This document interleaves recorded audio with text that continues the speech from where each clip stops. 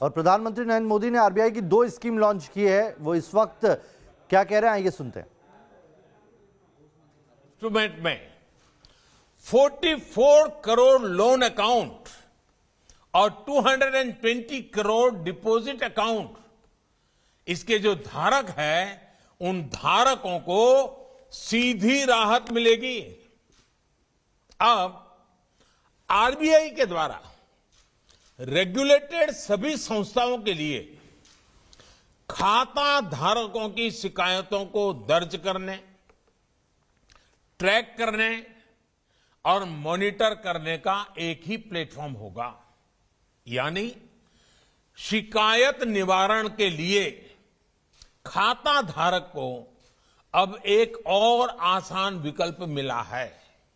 जैसे कि अगर किसी का बैंक अकाउंट लखनऊ में हो और वो दिल्ली में काम कर रहा हो, तो पहले होता यह था कि उसको लखनऊ के एम्बड्समैन को ही शिकायत करनी पड़ती थी, लेकिन अब उसे भारत में कहीं से भी अपनी शिकायत दर्ज करने की सुविधा मिल गई है। मुझे यह भी बताया गया है कि ऑनलाइन फ्रॉड, साइबर फ्रॉड से जुड़े मामलों को एड्रेस करने के लिए आरबीआई ने इस योजना में आर्टिफिशियल इंटेलिजेंस के व्यापक उपयोग का प्रावधान किया है। इससे बैंक और जांच करने वाली एजेंसियों के बीच कम से कम समय में बेहतर तालमेल सुनिश्चित हो सकेगा। जितनी जल्दी एक्शन होगा, फ्रॉड से निकाली गई रकम की रिकवरी की संभावनाएं उतनी ही अधिक होगी। ऐसे कदमों से डिजिटल पेनिट्रेशन और कस्टमर इंक्लूसिवनेस का दायरा भी बड़े विश्वास के साथ बढ़ेगा, कस्टमर का भरोसा और बढ़ेगा।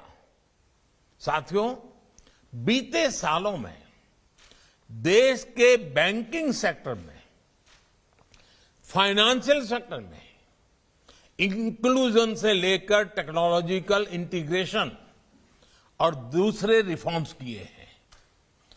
उनकी ताकत हमने कोविड के इस मुश्किल समय में देखी है और उसके कारण सामान्य मानवीय की सेवा करने का एक संतोष भी पैदा होता है।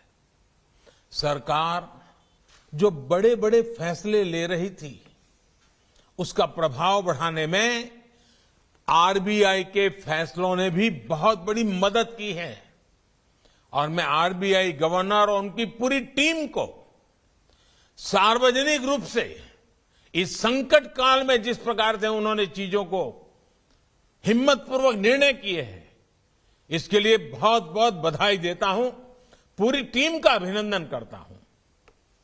सरकार द्वारा जिस क्रेडिट गारंटी स्कीम की घोषणा की गई थी, उसके तहत लगभग 2,90,000 करोड़ रुपए से अधिक का लोन स्वीकृत किया जा चुका है। इसकी मदद से 1.25 करोड़ से अधिक लाभार्थियों ने अपना उद्यम और मजबूत किया है।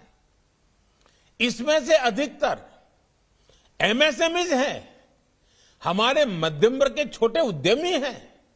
साथियों, कोविड काल में ही सरकार द्वारा छोटे किसानों को किसान क्रेडिट कार्ड देने के लिए विशेष मुहिम चलाई गई, जिससे 2.5 करोड़ से अधिक किसानों को केसीसी कार्ड्स भी मिले और लगभग 2.25 लाख करोड़ का कृषि ऋण भी उन्हें मिल गया। पीएम स्वनिधि से करीब 26 लाख स्ट्रीट वेंडर्स को, जो ठेला चलाते हैं, सब्जी बेचते हैं,